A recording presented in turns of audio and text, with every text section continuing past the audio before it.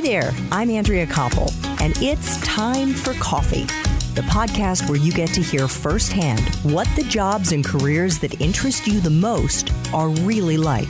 Hey there, Java junkies. Welcome back to another episode of T for C. If you're interested in national security and you like the idea of solving big problems, then this is the episode for you, because my next guest is a retired U.S. Army colonel who spent 32 years in uniform before co-founding Hacking for Defense, an academic program taught at over 22 universities across the U.S. that has adapted problem-solving techniques that have been used on the battlefields of Iraq and Afghanistan and married them up with best practices used by successful Silicon Valley startups. But before I introduce you to Pete Newell, I want to make sure you've signed up for the Java Junkies Journal. That's Time for Coffee's weekly newsletter that we blast out on Monday mornings to give you an exclusive peek inside the episodes and the professionals we're going to be featuring every day that week. Just head over to the Time for Coffee website at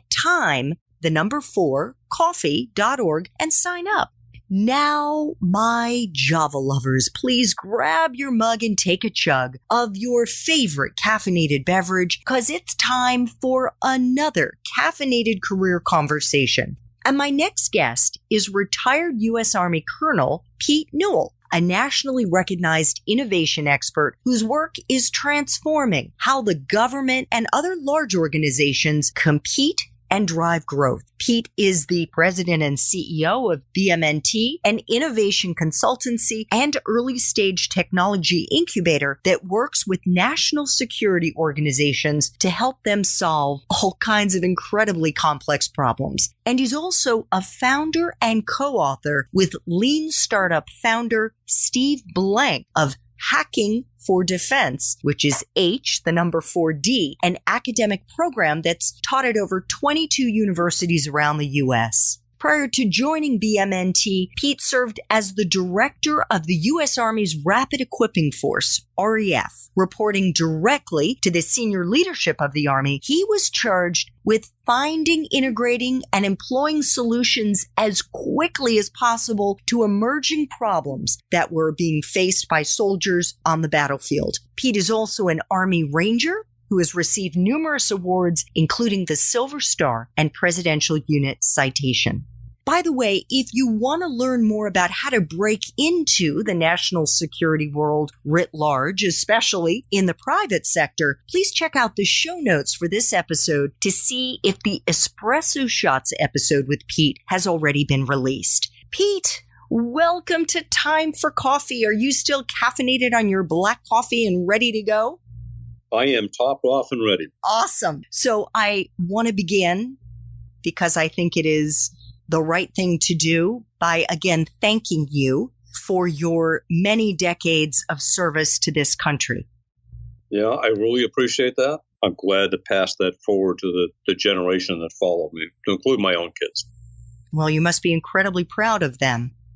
Yeah, I am. All of them. I'm constantly impressed by the quality and the energy that so many of our young women, men and women who have come into the service the last 10 years have brought to us. But it is inspiring to watch happen.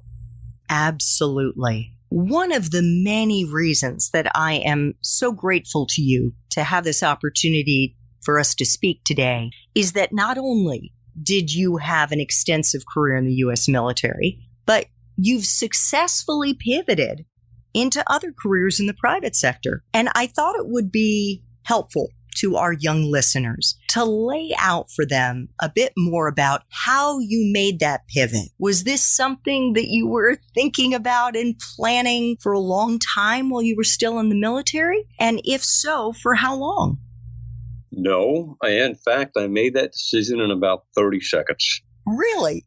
It really was. And I guess, for your listeners, I have to explain that I was an infantryman, which meant that as an Army officer, your career is essentially based on a series of boards who select you for promotion and select you for command of larger and larger units. And as a brigade commander, a colonel, which is pretty senior, across the Army at the time, I think there were 27 colonels like me in command. It really is the top 100th of 1% of the people who are looking at each other wondering who's going to get the next promotion or the next command. So one is a great group of people, but two, it is highly, highly competitive. There comes a point in time when you start looking at the life of a colonel versus the life of a general officer. And I tell people that becoming a general is a lot like re-enlisting. You essentially give up control of your life and go back to start all over. It's very different. I was on that trajectory to compete to be a general officer and, quite frankly, was told by the folks who manage our careers and our assignments that I needed to move to Korea to work for a 4-star general. And quite frankly, it would have meant the 5th move in 7 years for my family. My wife was finishing her master's degree. My youngest son was getting ready to graduate from college, or my oldest was, and my youngest was getting ready to start for high school. And I had to tell them, quite frankly, thank you. And they came back and said, no, really, we mean it. We've nominated 7 people for this job. You were selected, and you need to go do it. And at that point, I got so frustrated with the process that I realized at that point that I did not want to become a general officer and start all over again. My family had given for long enough. And at that point, it was time for me to consider another career choice.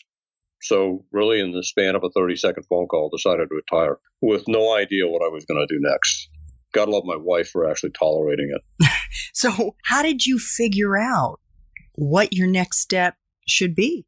I think I was fortunate because I was running, the Army's Rapid Equipping Force at the time. And that job forced me out of my comfort zone and forced me to learn lots of things about business, academia, technology, how the government runs.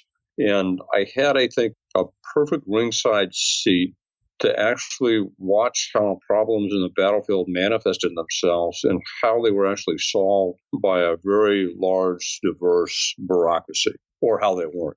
Some of those lessons were really painful. And in some cases, I was able to build, what we call a pipeline today that delivered over $1.5 billion worth of solutions to the battlefield in about 2 years on a budget of $160 million.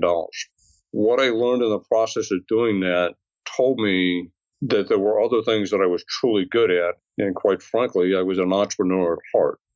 And at that point, it became really hard because I realized that I wasn't well suited for working as a contractor in the government or working in a large company. I needed to go do something and build it for myself. And so that's what you did. I did. I moved to California with no job and no idea what I was going to do. And I've never lived in California before either. And why did you pick California?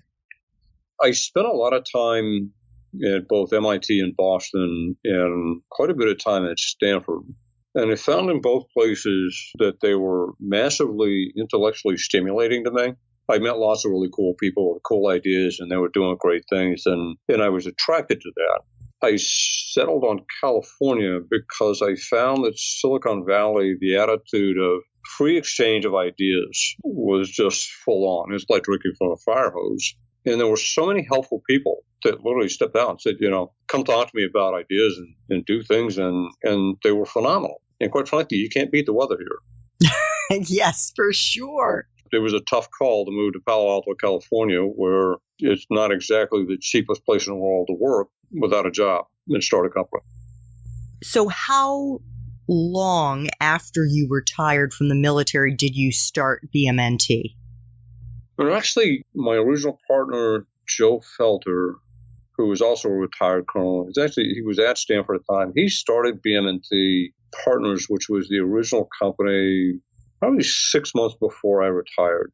I was driving across the country, moving, and literally got called by somebody who asked me to stop in Kansas City, Kansas, and talk to the director of a classified facility who was struggling with innovation. And quite frankly, I sat in a coffee shop of a hotel someplace, drawing on napkins my understanding of how innovation in a large government organization should happen. And it literally tried to hire me on the spot. I begged off so I could move across country, but we built a company while in flight. We had no idea what we'd really do. And In the early days, it was really hard to articulate to people in the Valley that were interested in national security. And right about the time the Snowden stuff broke and the NSA had issues, and people thought we were nuts. But people in the government couldn't understand what we were doing because we weren't traveling salesmen, trying to sell trinkets to the government, and people in tech companies couldn't quite figure out what we were doing because we weren't helping them sell things to the government. It took a while for us to figure out what we were truly good at and how to turn that into a business model that helped us grow a company. Is it possible to help us to see how you crossed the lexicon, how you managed to figure out what the secret sauce was? Without copying verbatim from Steve Blank's book, we had some hypotheses about the state of the relationship between the national security enterprise, which means the Department of Defense, the intelligence agencies, and Silicon Valley. I had a lot of experience in understanding problems that are faced by people on a battlefield today and how those problems manifest themselves and how the enterprise actually deals with them. One by one, we would find people with real problems who were willing to take a different approach. They were desperate enough to take a different approach to it and listen to what we had to say about how they would do discovery, first to validate that they were actually working on the right problem, and then to validate that they understand the technology around that, and then how they could use that to attract the really young, bright companies out there that were working in tech that were best suited to help them solve the problem. And then following that, how Hollywood then go back to the enterprise and use every loophole in the acquisition system to actually get their thing done. And we started very small. We took one or two things at a time and quickly learned that we had built a methodology. And it's about the time I bumped into Steve Blank and we kind of merged minds for a while. But we found, very rapidly that not only were we helping people solve problems, but we spent a lot of time teaching. And that turned into a whole other business line. So just to kind of tease some of this out, when you say that's where you develop the methodology, is that methodology the H for X? Yes. So it literally started with a government client who came to us and said, we are trying to build the planning, programming, and budget document for FY 2020, which means they're trying to build a budget for 2025 in technology, and they were required to get a significant amount of input from what they call non-traditional, which means companies who traditionally don't do work with the government, and they weren't getting anywhere. And of course, what they would do is they come to Silicon Valley doing what we would call tech tourism. They go to all the big places and they talk a great game and they say, okay, if you would just write us a white paper, we'll include it in the paper. And of course, the companies are looking at it going, I'm not going to spend $1,500 an hour writing a white paper for you to put in a thing that nobody's going to look at for 10 years. The client merely said, can you prove that there's a way for DoD to engage the people in Silicon Valley in a meaningful conversation about something that's important to DoD? And our answer was yes. And knowing, because I had done this for years, that what I call bait in Silicon Valley is the biggest, nastiest problem you could find. The way people in the Valley think is if I can find a really big, nasty problem and a potential solution, there's a business model there I can build, and I can, in 3 years, I can go from seed to a unicorn. What I was trying to get folks in the DoD to understand is your big, hard, nasty problems are your collateral to get the Valley to engage with you. It's not your money they care about. You have real problems that make sense to them if you can converse with them in the right way. The process of helping the government take their really government-driven, complicated, nonsensical problems and turn them into English that people could understand, and to help them understand that if the problem exists in the government, I can almost guarantee that somewhere in the commercial world, that problem exists as well. You just got to find it and match the two together. And using that, you can actually get companies to talk to you and investors around the table and people interested in actually work with you. That becomes eventually the methodology that we now call H4X. It is the process of building a pipeline of sourcing problems and ideas and people and tech, and then curating that down into things that are actually actionable. Then using the discovery, which is essentially the lean processes that Steve Blank built, to validate first that you're working on the right problem, and then validate that you have a potential solution and a pathway to deliver that solution before you make a capital decision on what you're going to incubate, invest in. I was just going to say that's the fail early, fail fast. That discovery process is fail fast in order to learn things. And I'm actually not a fan of the, fail early, fail fast. I tell people the reason you build hypotheses and test them is so you can learn things. And if you're not failing and invalidating your hypothesis, you're not pushing the boundary hard enough. But yes, that's a big part of it. And then what was that last piece? It's a big part of it. If you're not developing hypotheses and testing them and having a certain percentage fail, you are not pushing the boundaries of what you're trying to do hard enough. You can't learn unless you fail sometimes. In fact, you learn more by failing than you do by succeeding in a lot of cases. Failing repetitively in order to learn and gain confidence that you're working on the right things is critical in this environment. So to make sure that I understand this correctly, Pete, you were serving both as a translator between the military and the civilian world, and as somebody who had deep understanding of the way that the military operates and how military officers were helping soldiers on the battlefield solve big problems very quickly. And then helping in a way with your partner to matchmake with Silicon Valley startups or just curious entrepreneurs to see if they wanted to take on that problem because it might turn out to be a business for them. That's a very simple way of saying it. I think the nuances I would give you is you're trying to become the connective tissue between the two, which means from the military standpoint, and trying to help them articulate their problem in a manner that makes it much more understandable, but also would help somebody who's in the civilian world relate that problem in the military to a series of problems that also exist in the commercial world. And becomes a much more compelling argument for a company to take on the government's problem because they now see the potential for not just answering a government issue, but also a much larger commercial market. And that you can make a business case for. Okay, I understand. Thank you so much. So as part of this, you've already alluded to it. You created this framework, this H for X. Then you met the man who would become your partner, who is the godfather, I guess, of the lean startup, Steve Blank. And the two of you then created H for D, Hacking for Defense, which is a course, right? That's being taught all over the country. Can you elaborate on that? I would tell you that what I had invented the early days of hacking for anything, we started with Hacking for Defense. And we had built the problem side of it, how to understand problems, how to curate them so they're understandable and move problems. And we kind of understood the hypothesis generation and discovery, but not really. When we met Steve, we bolted the two together. And that became Hacking for Defense. As soon as we got that right, people said, well, can you hack diplomacy? Can you hack energy? Can you hack oceans? Can you hack the environment?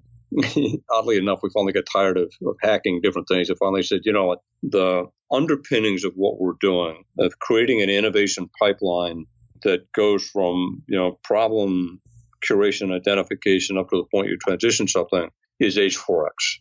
And H4X encompasses all the activities that happen in between it. Hacking for Defense, what we built with Steve, really, it created the playground or sandbox that allowed us to generate our own hypothesis and learn about what things made sense within H4X. Okay. And much of that is within and dealing with national security challenges. Is that correct? For H4X, yes, but we're finding now that H4X, so what I would tell you is Hacking for Defense is the application of problem curation and lean methodologies in an academic environment that's designed to enable students to gain experience in an entrepreneurial environment solving really hard national security problems. We're fortunate that Hacking for Defense is fully supported by Congress, and we have great partners at the National Security Innovation Network, which is the DoD sponsor for it, who are helping us promote that nationally. H4X has become the enterprise-level application of that process that large government organizations, large defense primes, and even in some cases commercial companies are now applying to help them wrestle with how are they really going to do innovation in a world where tech is changing exceptionally fast and getting ahead of them. Can you give our young listeners an example of the kind of solutions that you have innovated, that they've innovated, the students have innovated at various schools around the country through the Hacking for Defense program?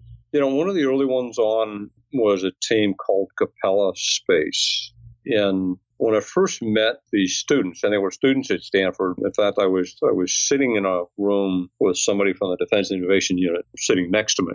And this student just happened to be sitting behind us. And we were getting ready to launch the first Hacking for Defense class. And he was talking to us about it, going, hey, I'm kind of interested in synthetic aperture radar from space, SAR imagery, which essentially is the imagery you can get that goes through clouds and can see what's going on regardless of weather. And he was thinking about taking the class. And of course, we didn't have a problem for him to solve. Quite frankly, I was thinking, wait a minute. The last time I heard synthetic aperture radar was, that was $1 billion satellite program. And here was a kid at Stanford talking about, no, I want to do, CubeSats with this sensor on it. And we think we can do it. The guy from the Defense Innovation Unit and I literally scoured around looking for a problem that made sense for that kind of tech in order to entice this student and his team to take the class. And oddly enough, what we eventually settled on was a problem, illegal commercial fishing. And what I never realized is just how big an economic problem illegal commercial fishing is and how many conflicts are started because of it. But surprisingly, the technology best suited for countering illegal fishing, which they do at night when it's raining and it's cloud cover because you can't see them, is the same technology we would need to be able to follow, say, North Korean mobile missile launchers who are moving around the Korean Peninsula. Mm-hmm. So you can see how we found what sounds like an international commercial problem that has an immediate military application and used that as a means to get this team involved in the course. The team took the course, and it was hard. Eventually decided that while they thought they were going to be a satellite company that built synthetic aperture radar sensors for satellites, realized the most valuable thing they had was data, and that it was really that data was their business. When they left the class in June of 2016, the day after the final presentations, they closed a $200,000 seed round. They spent the summer working on the commercial business case for what the satellite company, data company would be. They closed a $1.26 million seed round in August. The National Reconnaissance Office wrote them a $10 million contract 3 months later.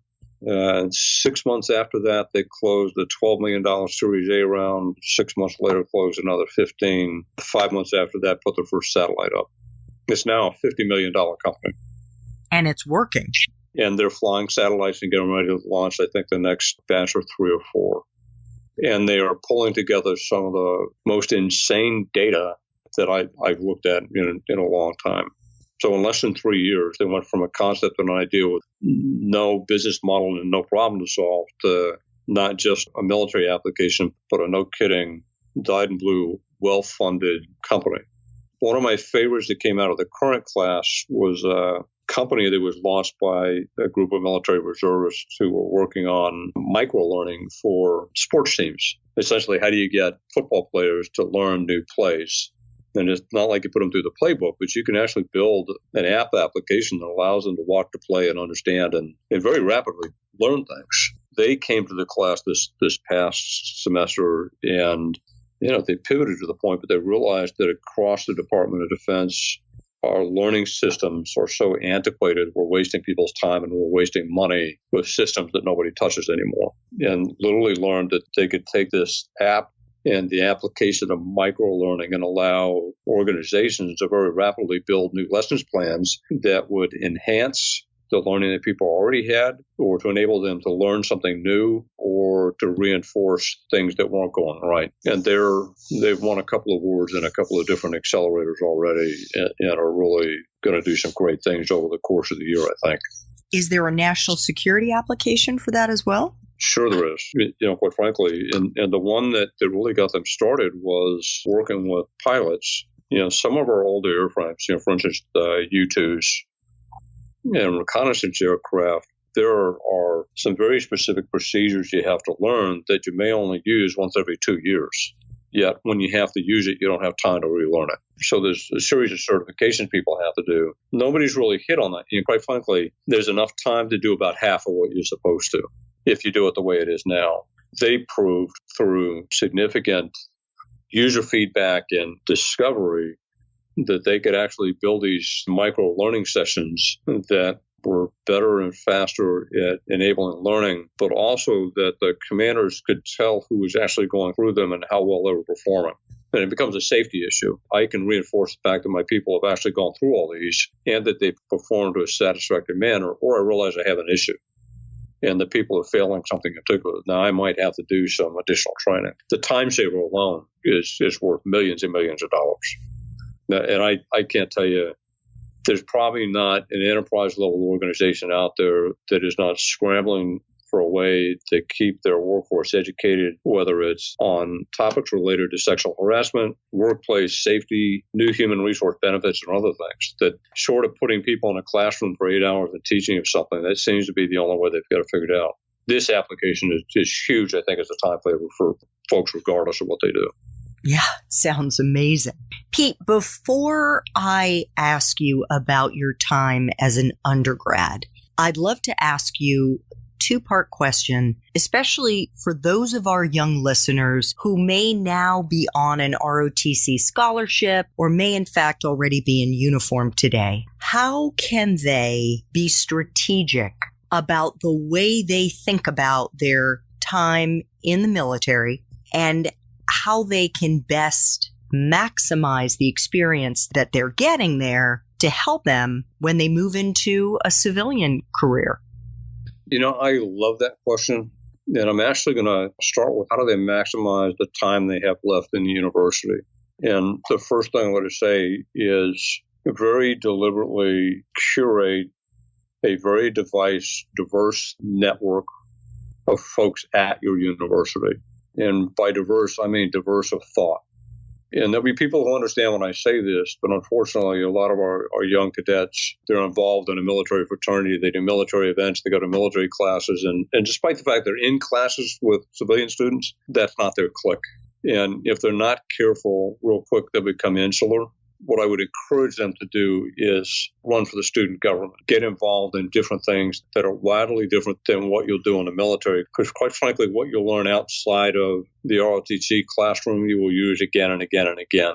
The people that you meet and work on hard things with, you will form bonds that will last you the rest of your life, regardless within the military or afterward. And they will be hugely important to you. Invest in the networks, investing on working in real things with real people that will give you experience in the real world. And then how can they think in a really thoughtful way about their time in uniform and the experiences that they are getting on the job and the practical application that they may not even be thinking about of those experiences in the civilian world? And I hate to go back to the problem thing, is that your experience in the military, particularly folks who are deployed, you experience a rate of facing problems every day that is probably 3 to 5 times as fast as what your peers in the commercial world will. So, young military officers in particular, or NCOs, non-commissioned officers, are so responsible for the people around them that They see things on a daily basis that somebody in a commercial world might only see once a month or once every 6 months. Their ability to lead and deal with problems and solve things for the humans around them, their ability to convince people to do the right thing when it is the most hardest, will be things that they learn and experience that will mature them beyond what would typically happen. That experience was what makes you truly valuable to the companies who will want to hire you later on. Sure, there's some technical skills, sure, there's some experiences, but it's simply the leadership and the ability to deal with humanity in the appropriate way, regardless of what's going on in the workplace, is critical. I wish more of the Silicon Valley startups out here who have faced a spat of ethical and moral issues had thought through their hiring early on, because I think there are lots of folks that built the organization right would have prevented them from having some of the crashes they're having now. So the second part of that initial question is for those young people who aren't yet sure what they want to do with their lives, certainly not in the short term. They may still be in high school, maybe they're in college, maybe they've graduated or dropped out. Why should they consider either building a career in the U.S. military or another type of national service out of uniform?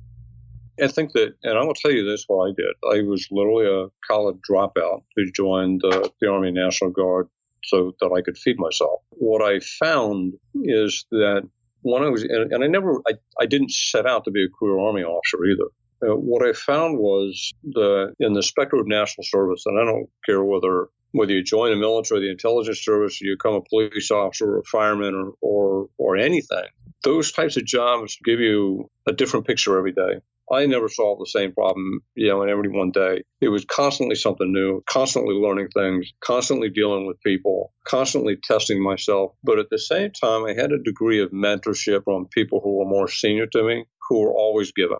They were always there. There was always somebody I could lean on that would help me not fall flat on my face too much. And I think that, you can't underscore the importance of growing up in a supportive environment like that. Absolutely. So very quickly, Pete, I'd like to flash back to when you were an undergrad at Kansas State University. You got your BS in life sciences. Did you know what you were going to do with that degree when you graduated? Oh, absolutely not. First and foremost, I was a horrible student. Had they had a thing called gap years back then, I would probably be an ideal candidate because, leaving high school, I had no idea what I was going to do. Wasn't a great student. It's not because, not bright. It's just I got bored easily. I got bored in high school because I was taught, the same archaic way, quite frankly, we still do today. And that just didn't jive well with me. So I will tell you that I went to Kansas State without a clear plan. In fact, my first career choice is I was matriculated to Kansas State to get a degree in agricultural economics. In the middle of Kansas, so I like cows and that thing. I realized pretty quick that the young men and women who had grown up on farms knew about 1,000% more than I did, and I was a fish out of water. So, I went through, I don't want to say 3 different degree tracks trying to find my way, and eventually failed out. I did find that I enjoyed working. And at one point, I was probably working more than I was going to school, and that's probably why my grades suffered. But I actually sat out a semester in the summer and worked 3 jobs, building up enough money so I could go back to school. And when I went back, I had spent enough time in the National Guard and was starting to look at the military as something that I was really interested in, but realized I would never get there if I didn't get my GPA up and if I didn't graduate. So I want to say that within 2 semesters of going back to Kansas State, I was pulling a load of 18 to 21 hours a semester at a 3.4 GPA, which is a miraculous turnaround from somebody who had a sub 1 point something a year earlier. Well, you were finally engaged intellectually and you were motivated. Well, I had a purpose. I don't say that I was overly intellectually. I tell my relationship with a degree program back then was I got hours, tell me whatever I got to do to meet the standard in order to graduate with a degree so that I could take a commission and become an active duty Army officer. I had a goal and I had a purpose, and the degree was a means of getting there. In retrospect, I wish it hadn't been that way. I wish I'd had more clarity going and that I had been more engaged in the things that the university offers students to help them find their way. I wish that I had more experience in the real world, understanding different lines of works and other things. But quite frankly, it's all worked out well for me. So when I say I wish, it's really me talking to my youngest son, who's a junior at the University of Arizona, who's trying to figure out what he wants to be and what he wants to do. And the coaching he gets is largely based on my experience as an undergrad, and not having taken advantage of the environment that was around me. So I have two final questions for you, Pete. And these are questions I try to ask all Time for Coffee guests. This one is about a time in your professional life when you really struggled. Maybe you screwed up a big assignment or had especially challenging supervisors, whatever the case may be. How did you persevere? And maybe a lesson that you learned in the process. I will tell you that I have had my share of some of the best bosses in the world. I have also had my share of the absolute worst. I will tell you that I learned a lot from both. Not that I would disparage anybody, but there was a period when I was a major assigned as an operations officer in an organization, and I swear I had the world's worst boss. It was almost embarrassing. The challenge of living and working in an environment with an abusive leader around you, leaders beyond him who were kind of oblivious to it, was a tough place to be. I will tell you the thing that got me through it is realizing that I was the buffer between him and a whole lot of other younger people. And that most of them stayed in the Army largely because, for good or worse, I was able to blunt some of the impact on them. That's happened a couple of times in my career where I've been placed in the direct line of fire of a boss who probably should have retired and found something else to do years ago, but for whatever reason didn't. I spent several years in combat, and I will tell you that dealing in the moment with death of the folks who rely on you for guidance and direction leaves a long, indelible mark on you in terms of what you might have done or what it could have been or circumstances or other things. So my first tour in Iraq was particularly brutal. I lost 19 soldiers in a short period of time. It's traumatic the first time. The 19th time, it is equally as traumatic, and it doesn't get easier even 20 years later. The things that help you get that, one is just faith in yourself, having a great marriage. I've been married for 30 years. My wife has probably faced more challenges than I have because she's had to deal with me. But I think having a close circle of friends who knows you and will body check you when you're not doing things right, an intimate relationship with somebody who you completely trust, who you can tell the truth to, and then having the faith and confidence in your own good judgment are all things that get you through those hard things. Oh, thank you so much for sharing that. So, final Time for Coffee question. If you could go back to Kansas State and do it all over again, but based on the wisdom you have now, what advice would you give yourself? First and foremost, go to class. I think that I don't regret anything. My life has turned out great, and I think that the fact that I was a college dropout and homeless for a little bit left some marks of my character that have served my degree of confidence years later. If I were to do it again, I'd say, it'd be really nice if I graduated from college in time and didn't take 6 years, because that extra couple of years cost me a lot. I think it really is to get engaged in a community around me, to create a large, diverse network of people who think differently than me, whose experiences you can rely on to learn different things would be critical. I think the other one would be to get indelibly engaged in education, not necessarily what was happening in the classroom, but use the assets that the university has to actually truly learn something any way you can do it. I think those are the things I would probably counsel myself to redo. All great advice.